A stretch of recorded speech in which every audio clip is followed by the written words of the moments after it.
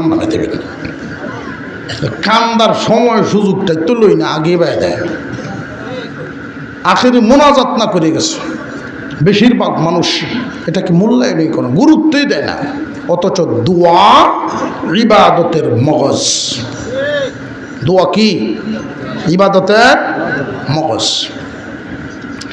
আমি আপনাদের সামনে পবিত্র কুরআনুল কারীমের একখানা আয়াত তিলাওয়াত করে, দুইখানা আয়াত পড়েছি, রসুলের একখানা হাদিস পাঠ করছি। এই আয়াত এবং হাদিসকে সামনে রেখে একটা বিষয় মোটামুটি টার্গেট করে, সাথে আরও আনুষঙ্গিক আলোচনা আসবে। আল্লাহ যেন আমাদেরকে আজকের আলোচনার থেকে কিছু সবক হাসিল করে আমলের তৌফিক দেন, বলি আমিন। প্রথমেই এই মন নিয়ে যে আল্লাহ এমন কিছু কথা শোনার তৌফিক দেও যেগুলো আমার উপকারে লাগে, আর আমলের নিয়ত মনোযোগ। মহান মৌলে করিমের যে দুই আয়াত, এটা একটা অবস্থার পরিপ্রেক্ষিতে আল্লাহ আমার আপনার পয়গম্বরের উপরে নাজিল করেছিলেন। জাবালে আবু কুবাইস নামক একটা পাহাড়, এই পাহাড়ের সাথে নবীজি হেলান দিয়া বসা। তো আল্লাহর রসুলের এক অভ্যাস ছিল, উনি যেখানেই বসতেন চেষ্টা করতেন কাবাগরের দিকে ফিরে আল্লাহর ঘর যেন দেখা যায়, এমনি বইতেন। আর একটু জোরে কর না। কেন? যে উনি হইলেন আল্লাহর দোস্ত, আল্লাহর দুস্থ, দুস্থের বাড়ি দেখতে ভাল লাগবই। এজন্য রাসূল বলেন আল্লাহর ঘর খানে কাবা, কাবাঘর এমনই একখান ঘর, কেউ যদি একবার তাকায়া দেখে আল্লাহ তার উপরে 20 বার রহমত নাজিল করেন। একবার দেখলে 20 বার রহমত নাজিল হয়। আমার আপনার পয়গম্বরের চিরাচরিত অভ্যাস, ঘরে বসলে কাবা ঘরের দিকে ফিরে বসতেন, অর্থাৎ সিনা কানা আল্লাহর ঘরের দিকে ফিরায় রাখতেন।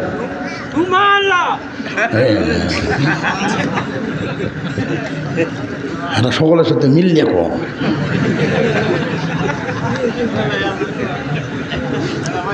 আল্লাহ কবুল করে বলো না।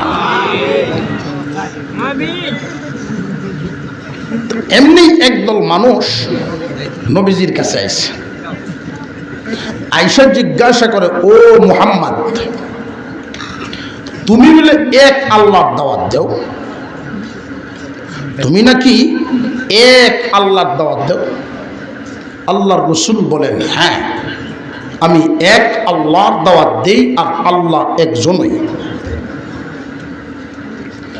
আমরা কত ক্ষুধার পূজা করি, আমরা অনেক ক্ষুধার পূজা করিয়াও সকল সমস্যা সমাধান হয় না। আর তোমার এক আল্লাহ সব সমস্যার সমাধান করে দিব। আল্লাহর রাসূল বলেন, তোমরা যেই অনেক ক্ষুধার পূজা করো, সবটি হইলে অচল, আর আমার যে এক ক্ষুধা, উনি একাই সচল। তোমরা যেই ক্ষুধাদের পূজা করো,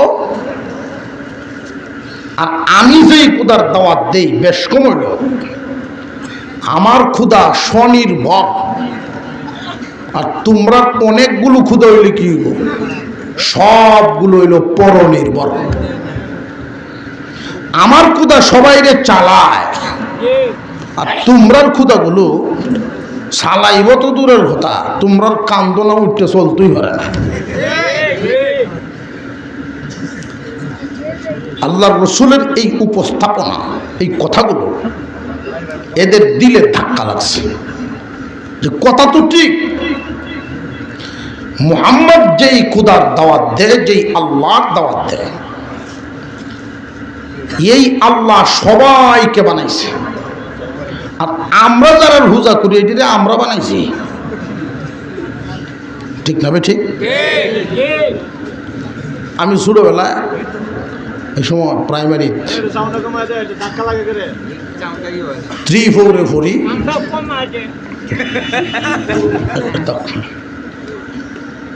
তখন পূজার সময় ফুল আমার দূরে যায় দেখতে হয় 10টা আত কিতা সাজায় তুইছে শাড়ি টুড়ি কিনতে গিয়া দেখি অত সুন্দর।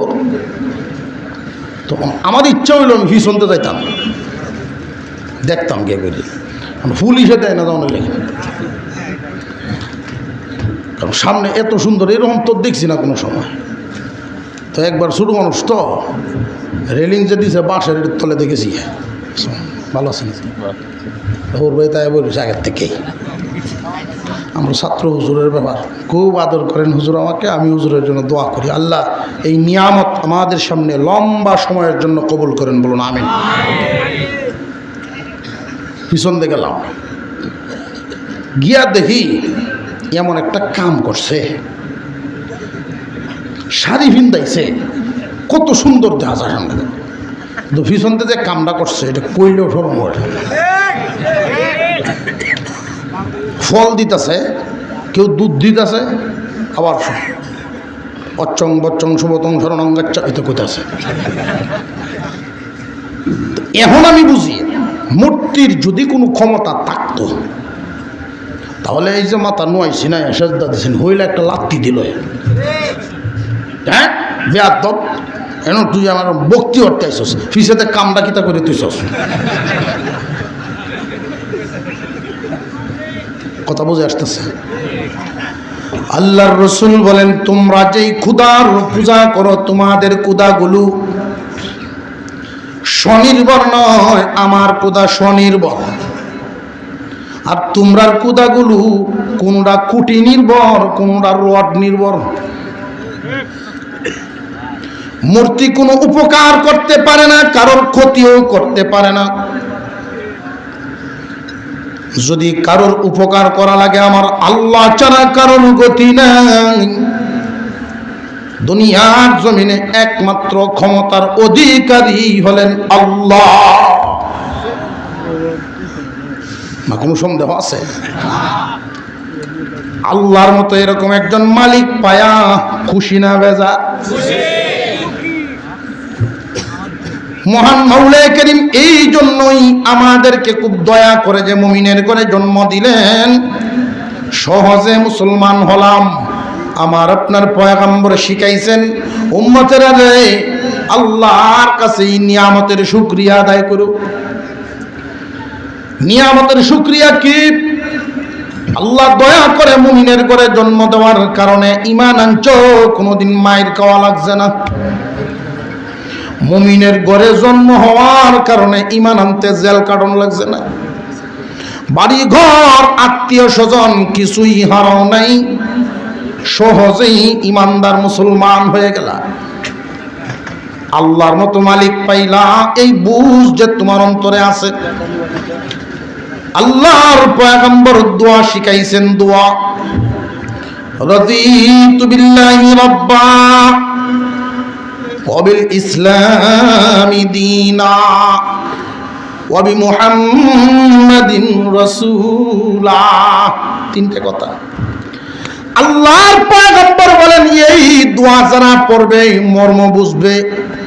আল্লাহ রব্বুল আলামিন, আল্লাহর মতো এরকম পালনেওয়ালা একজন রব পায়া আমি খুশি। মুহাম্মাদের মতো একজন রসুল পায়া আমি খুশি। ইসলামের মতো ধর্ম পায়া আমি খুশি। যার অন্তর খুশি হইয়া স্বীকার করবে আল্লাহ তারে জান্নাত দিবেন। আর একটু জোরে কন্যা সোহা। এই মানুষগুলো নবীজিকে বলে মুহাম্মদ বহু খুদার পূজা করি, এরপরেও সমস্যার সমাধান হয় না। আল্লাহর রাসূল বলেন আমার আল্লাহ ক্ষমতাবান, আর তোমরার গুলো একটারও ক্ষমতা নেই। এমনি বলে মুহাম্মদ তোমার আল্লাহ যদি সত্যি ক্ষমতাবান হইয়া থাকেন তাহলে পরীক্ষা করতাম। আইজি কি পরীক্ষা? যেই পাহাড়ের সাথে হেলান দিয়া বসা, ওই পাহাড়কে স্বর্ণের পাহাড় বানায় দাও। কি এর ভার বানাইতে হবে? তুমি যে সত্য নবী, তুমি যদি সত্যি তার নবী হইয়া থাকো, আগের যুগের নবীরা মুজিজা দেখাইতো, তুমিও দেখাও। যদি তুমি মুজিজা দেখাইতে পারো, তোমার আল্লাহর ক্ষমতা প্রকাশ করতে পারো, তাহলে তোমার হাত ধরে ঈমান আনার চিন্তা করব। ঈমান আনবো না চিন্তা করবো? কেমন ঈমান আনিয়া দিয়েছে। কিন্তু আমার আপনার পয়গম্বর সাল্লাল্লাহু আলাইহি ওয়াসাল্লাম মানুষের দরদি, আল্লাহর পয়গম্বর এদের ভালোর চিন্তা করে মনে মনে ভাবতেছেন, স্বর্ণের লোভেও যদি একদল মানুষ ঈমান আনে, চিরস্থায়ী জাহান্নাম থেকে তো বাঁচলো।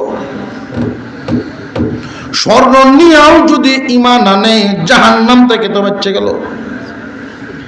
আর মানুষের মনের খবর, কার মনে কি আছে একমাত্র জানেন কে?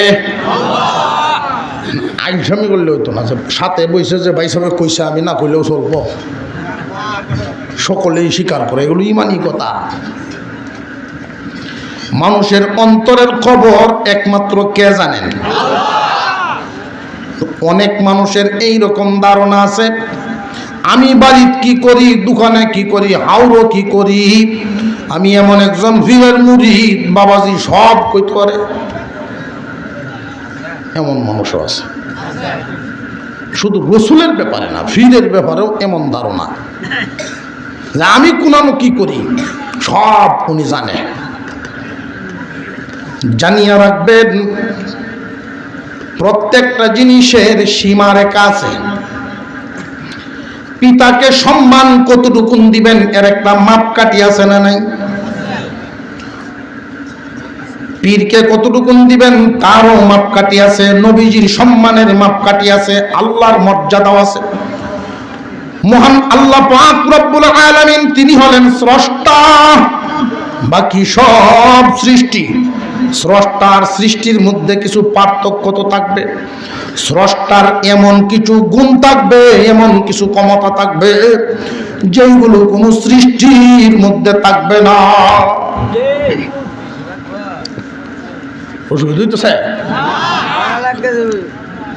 স্রষ্টার কিছু গুণ, মানুষের অন্তরের খবর আলিমুল গায়ব, আলিমুল গায়ব হন একমাত্র আল্লাহ। পীরকে সম্মান দিবেন ভালো কথা, মর্যাদা দিবেন ভালো কথা, কিন্তু এত বেশি দেওয়ান না। বউয়ের আদর করতে করতে সোনা সান জান লক্ষ্মী যা ইচ্ছা রাখতে দেয়, আম্মারা হন যেত না।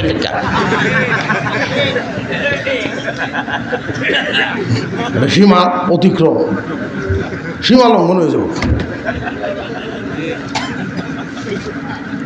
মানুষের মনের খবর জানেন একমাত্র কে? আল্লাহ। অসুবিধা হইতেছে? আমারটা বাঙ্গা, আপনারা খালি একটু উড়াবো শহর পাইতে আমার সুবিধা। কারণ অপেক্ষা করার একদম হুজুর তাই করছেন, দোয়াজ কাজ কারবার যা ফিনিশিং, অপেক্ষা করানো লাগলো হুজুর আয় খাই সব রেডি। আপনারা খালি খালি একটু লড়াছড়া দেবেন, উড়াবো শহর পাইতেই আমরাও। আল্লাহর রসুল মনে মনে ভাবেন, আল্লাহর কাছে দোয়া করি এই পাহাড়টা স্বর্ণ হয়ে যায়।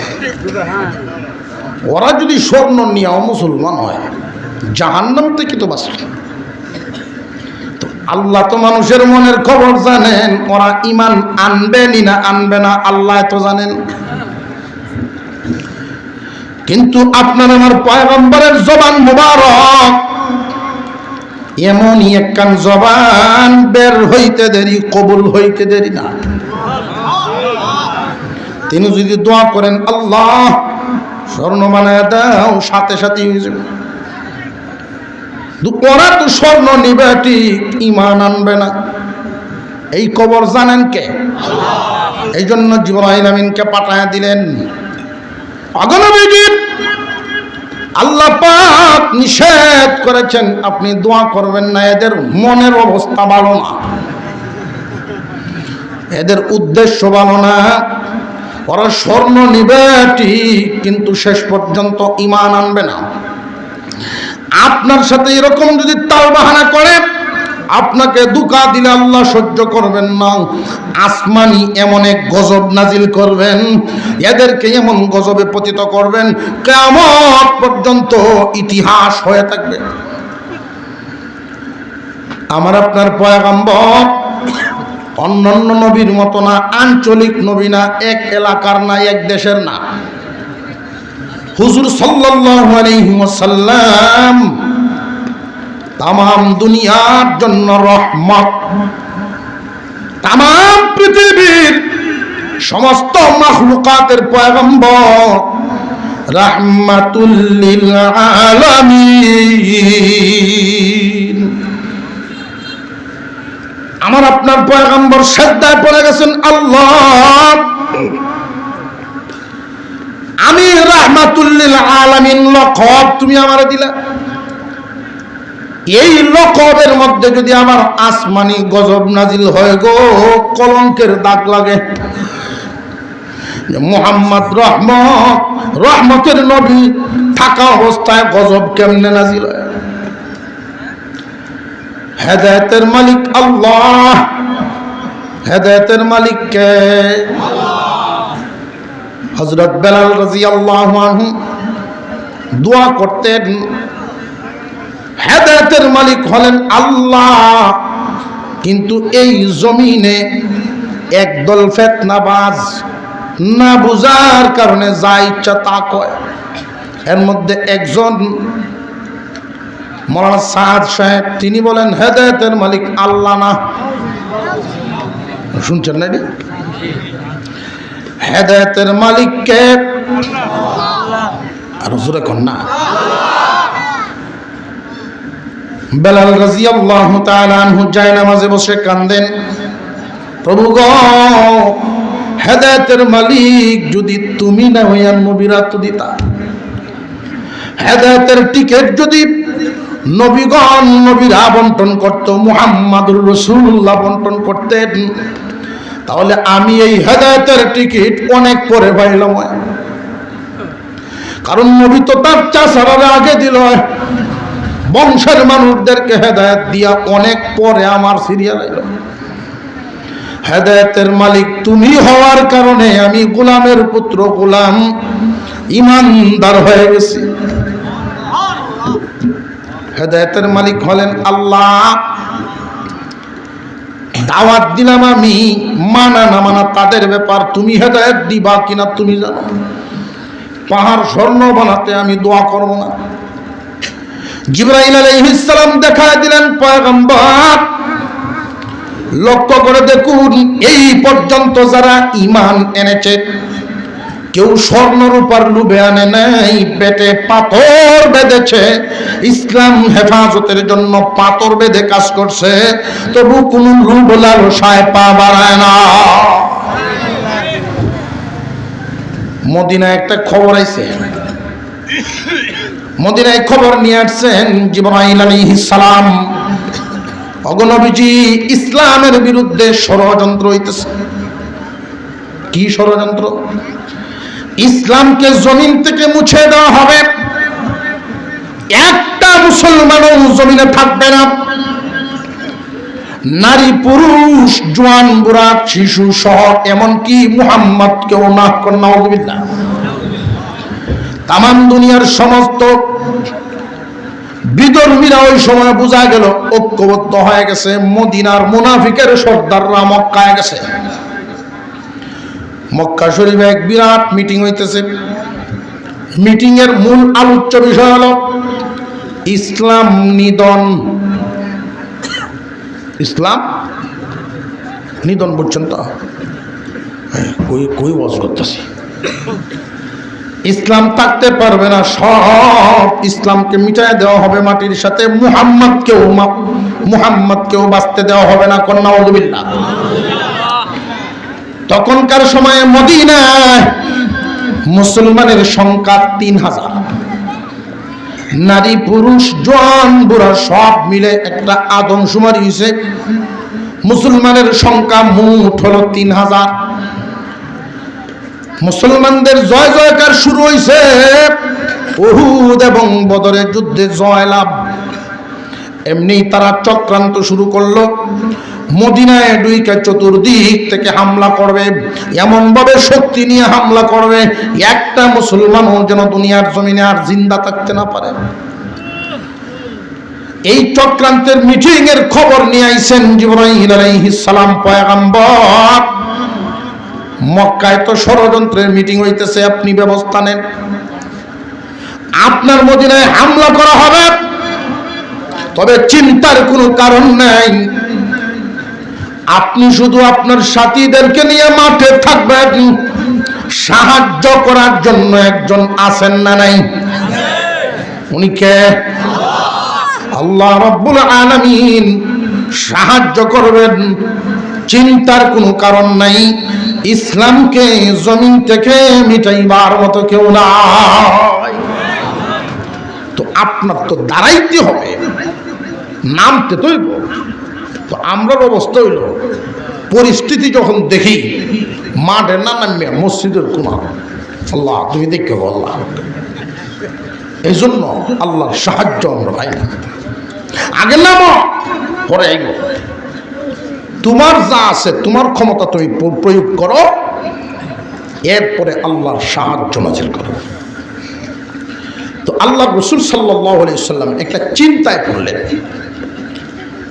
যেই সময় এই হালতটা, এটাকে বলে গজওয়ায়ে আহজাব, সম্মিলিত বাহিনীর যুদ্ধ। মদিনার চতুর্দিক থেকে হামলা করা হবে, কয় দিক দিয়ে এরা ফিরাইব? আর মুসলমান সর্বমোট মাত্র 3000, আমরা 10,000 মিলে গিয়ে যুদ্ধ আক্রমণ করব, কয় দিক দিয়ে ফিরাইব এরা? একটা গ্রামের চতুর্দিক থেকে যদি ঘেরাও করে হামলা করা হয়, কয় দিক দিয়ে ফিরাইব? আল্লাহ রাসূল সাল্লাল্লাহু আলাইহি ওয়াসাল্লাম তখন যেই চিন্তাটা করতেছিলেন, বেশিরভাগই নতুন মুসলমান। বেশিরভাগ মুসলমান কি নতুন, এদের মজবুতি ভাবতেছেন।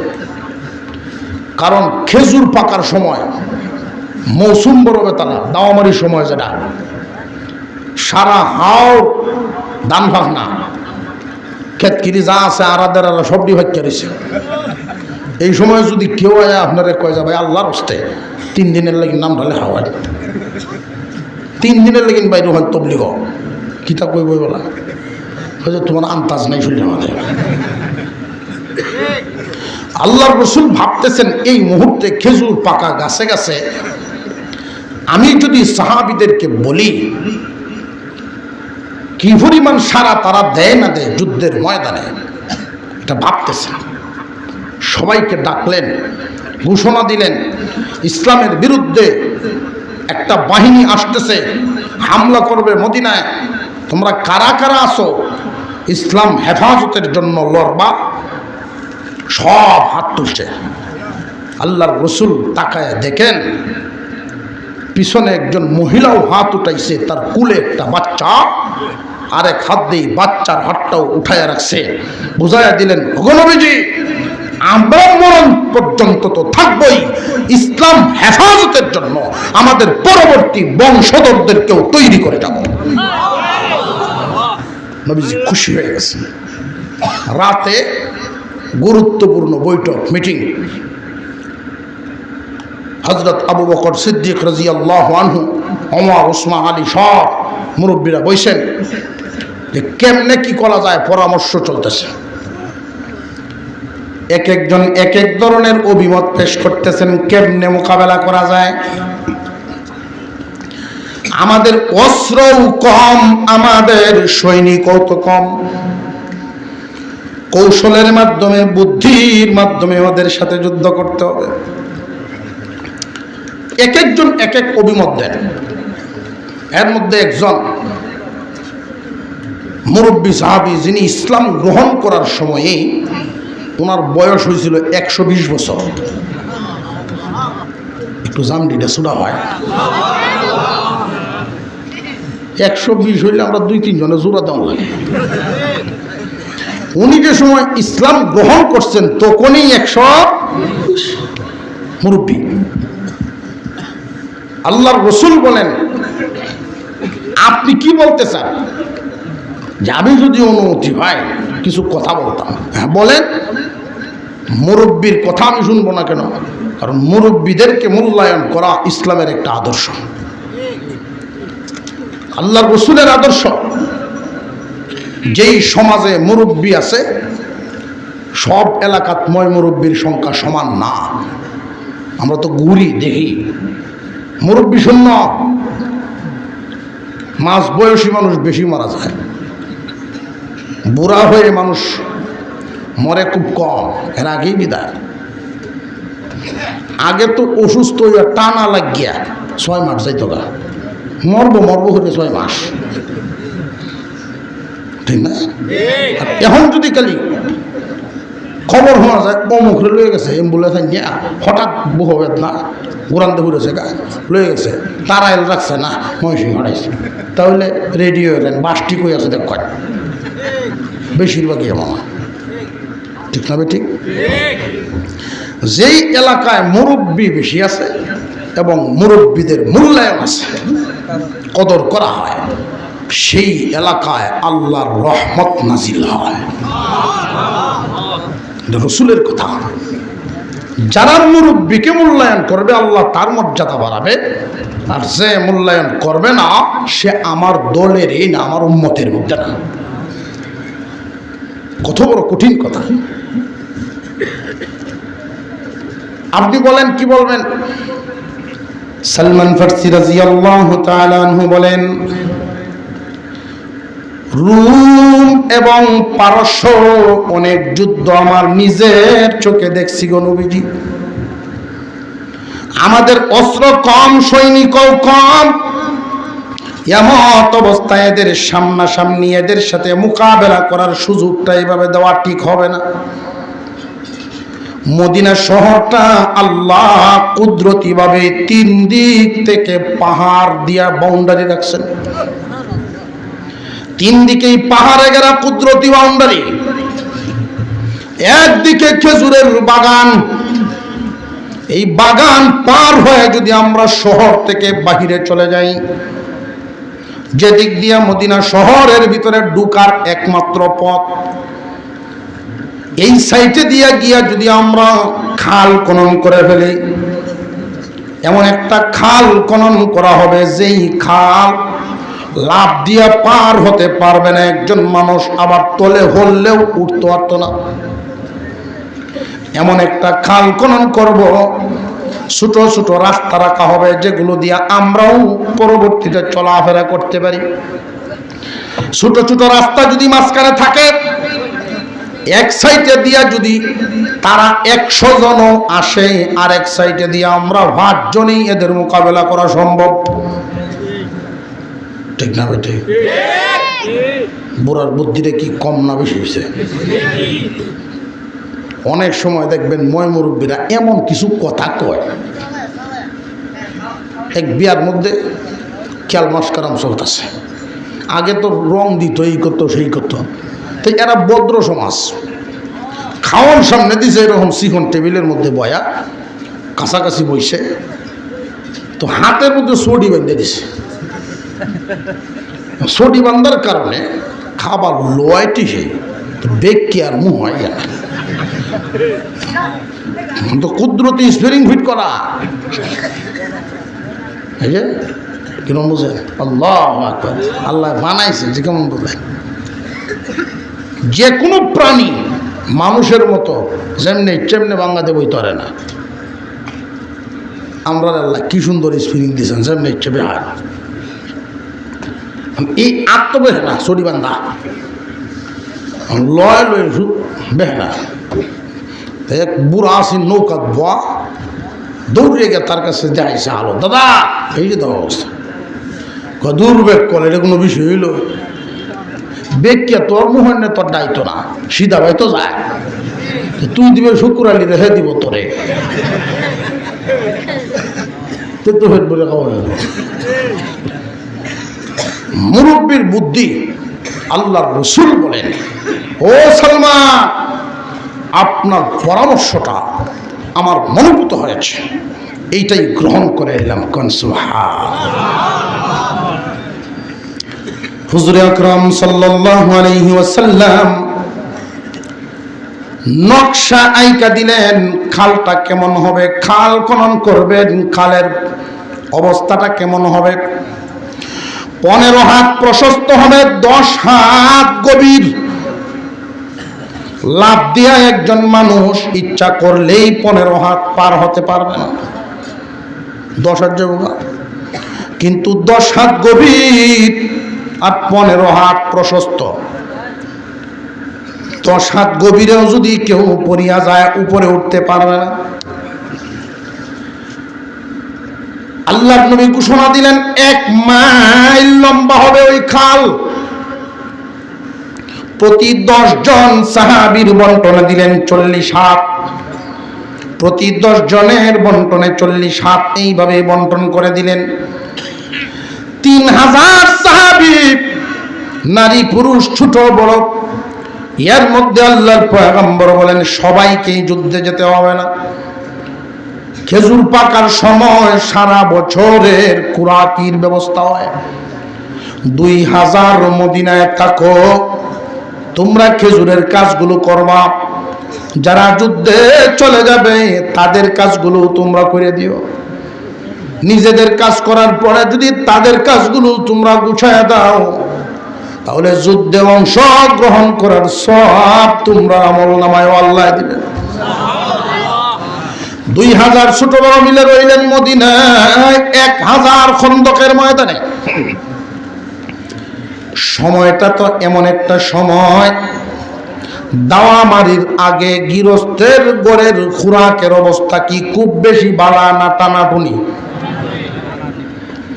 আগে দেখতাম গ্রামে আগুন ক্ষেত যারা কাটতো, সবার আগে যারা কাটছে তার বাড়ি অনেক মানুষ বস্তা লইয়া হাজির, অমুক গো 1 মণ দান দে, 1 সপ্তাহ ভরে দেলতেছে। বোঝা গেল গৃহস্থের টানাটুনি আছে। দাওয়ামারির আগ মুহূর্ত খেজুর পাকা গাছে গাছে। সাহাবীদের ঘরের হালত খুব একটা ভালো না, পেট ভরে খায়া যুদ্ধের ময়দানে যাবে এই হালত সবার ঘরে নাই। কোন সাহাবীদের হালত হলো এমন, একজনের কাছে খেজুর আছে আর একজনের কাছে পানি আছে, নাও তুমি একটু পানি নাও, আমার 2টা খেজুর দাও। এইভাবে ইসলাম রক্ষার জন্য আল্লাহর জমিনে কাজ করে গেছেন, পিছপা হন নাই তারা। একদিন চলে গেল, 2 দিন চলে গেল, মাটি কাটার কাজ আবার অন্যান্য কাজের তুলনায় সহজ না কঠিন?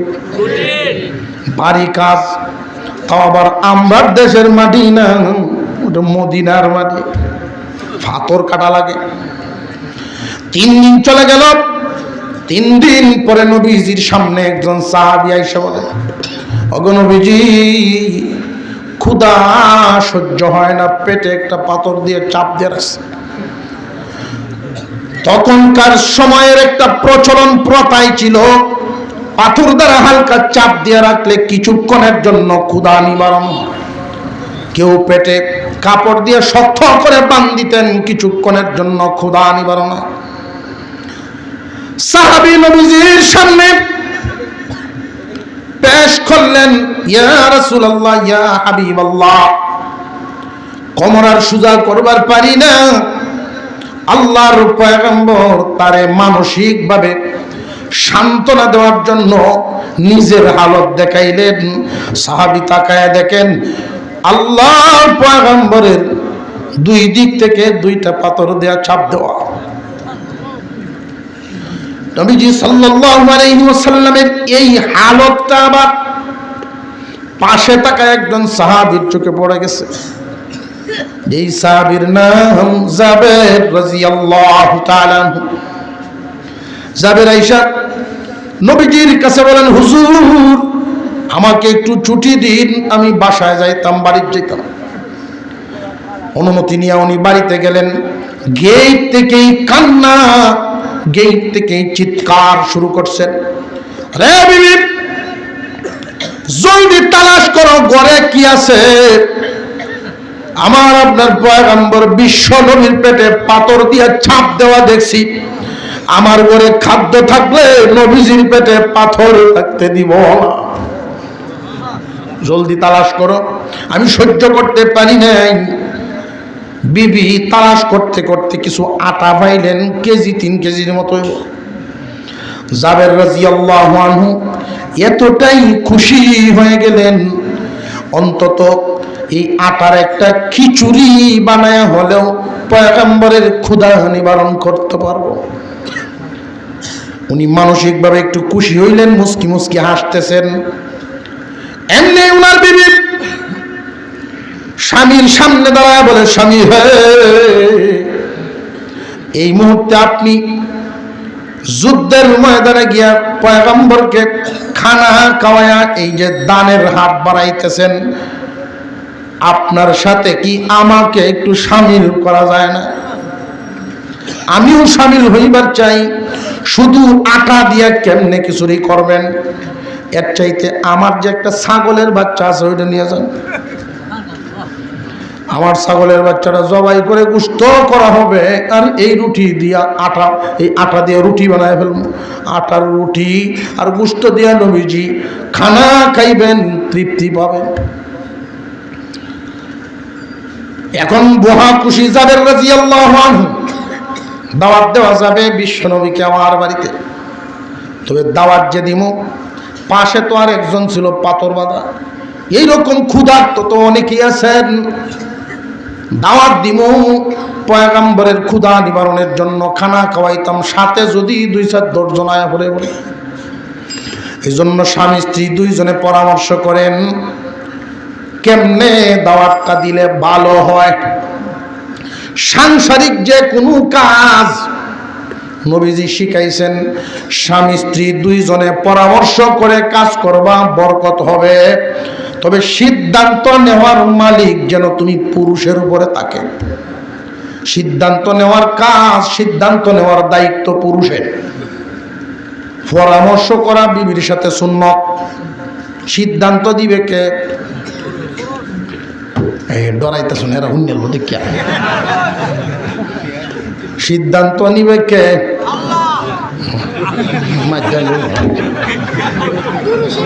বুঝেন আল্লাহ। মাঝে মাঝে এই শব্দ বললে তো লারা ছাড়া খায়। একটু পরামর্শ করা সুন্নত, সিদ্ধান্তের মালিক বানানোর জন্য না। তো অনেক পরিবারের এরকম আছে, মালিক বানায় তৈছে, সাত দুহানো বই আবার গহ করে। আল্লাহ কপালটা মিলাইছে ভাই, কিতা কয়েকটা মানুষ পাইছি, ও তো বুঝা বুঝে। দিদি সংসারে যাই দায়িত্ব সব তার বুঝে। জানিয়ে রাখবেন, যেই পরিবারে নারী মাতবর, মহিলারা মাতবর হয়, আল্লাহর রহমত প্রাপ্ত হয় না। কুরআনুল কারীমের ঘোষণা, আর-রিজালু কাওয়ামুনা আলান নিসা। নারীরা থাকবে পুরুষের অধীনে, পরামর্শ দিবে, তারে নিয়ে পরামর্শ করা। এইখানে একটা হিকমত, পরামর্শ করার অনুমতি কেন দিলেন? যে তারে মূল্যায়ন করা হইল, আর নইলে কোনো সায়রানার দাম নাই। ভালো মন্দ সাংসারিক কাজের মধ্যে তারে নিয়ে পরামর্শ করলে অনেক সময় দিনদার নারী অনেক সময় কাজের ব্যস্ততার কারণে পুরুষদের মাথা গরম, সঠিক সিদ্ধান্ত পাইতেছে না। পরামর্শ করলে বিবির কাছ থেকে অনেক সময় সিদ্ধান্ত ভালো বের হতে পারে। পরামর্শ, আপনি যেটা ভালো মনে করবেন ওইটার উপরে সিদ্ধান্ত নিবেন। সিদ্ধান্ত নেওয়ার মালিক পুরুষ।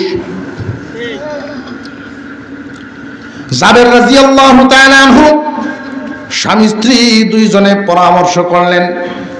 সিদ্ধান্ত হলো নবীজির কাছে গিয়া দাওয়াত দিমু, পরে ঘরের হালত বলমু আগে। নবীজি, আমার ঘরে 3 কেজি আটা আছে, একটা ছাগলের বাচ্চার ব্যবস্থা হয়েছে, আপনার দাওয়াত। আগে আটা ছাগল কিতা কিতা আছে এটা আগে কমন, এরপরে দাওয়াত। তখন আল্লাহর রাসূল যদি মনে করেন সাথে কয়জন আনবেন না আনবেন এটা উনি বুঝবেন। কথা বুঝে আসতেছে? আগে যদি কইয়া দেই যে ভাই দুহর তোরে লই আমি চারটে খাইতাম, মুসুরির ডাল রাঁধছে আর 2টা লাডি মাছের ভর্তা, তাহলে হ্যাঁ আইবার সময় হতো কেউ ভাইলেও সাথে আনতো না, কারণ লাডি মাছের ভর্তা তো 2টা মাত্র, 2জনেরই লাগবো, জানা তাহা ভালা। জাবের রাদিয়াল্লাহু তাআলা আনহু খন্দকের ময়দানে গিয়া পয়গম্বরের সামনে পেশ করলেন, ওগো নবীজি 3 কেজি আটা, একটা ছাগলের বাচ্চা, আপনার দাওয়াত, যদি মনে করেন কাউকে সাথে নিবেন নিতে পারেন, আমার কোনো আপত্তি নেই। আল্লাহর পয়গম্বর খুশি হয়ে গেলেন। জাবের, এই মুহূর্তে, এই সংকটপূর্ণ মুহূর্তে তুমি দাওয়াত দিয়েছো, যাও তোমার বিবিকে নিয়া খানা তৈরি করো, আর আমি আসতেছি, সাথে যারে যারে আনার নিয়েই আসবো, তুমি গিয়া নাস্তা তৈরি করো। জাবের রাদিয়াল্লাহু তাআলা আনহু চলে গেলেন। এই দিক দিয়ে নবীজি ঘোষণা দেওয়ালেন, সবাই কাজ বন্ধ করো রে, আমরা সব মিলে জাবেরের বাড়িতে দাওয়াত খাইতে যাব। আরো জোরে করনা সুবহানাল্লাহ। কামটা খেতে শুরু হয়েছে। খন্দকের ময়দানে সাহাবী কতজন?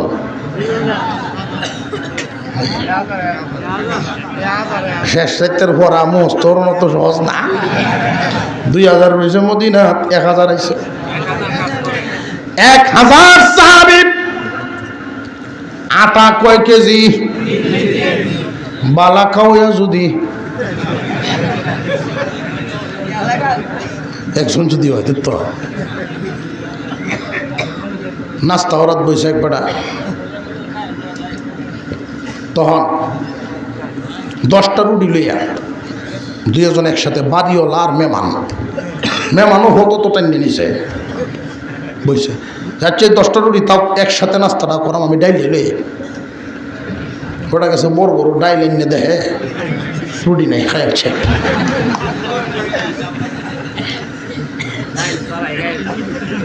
অসুবিধা নাই, রুটি আরো আছে, আনতাছি বহায়, ডাইল তৈরি গেছে কি আরো 10টা রুটি আনছে, দেখে ডাইল নাই।